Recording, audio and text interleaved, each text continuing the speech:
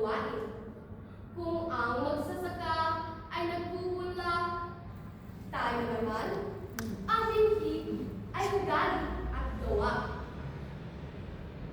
Bawat isa sa atin ay naghahasik ng gusto ng pag-unawa, malasakit, upang ibangon ang bayan ng mo, upang itayo ang pag-asang nagtubo.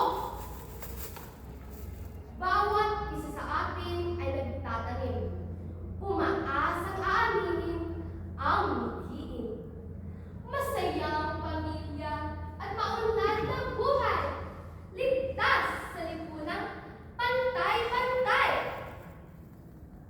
Pagkat ang buro'y tumutungkal ng bunong, ang doktor ay kalusugan ang isinusulong. Ang manggagawa ay namumuhunan ng lakas upang likhain ang maunlad na bukas.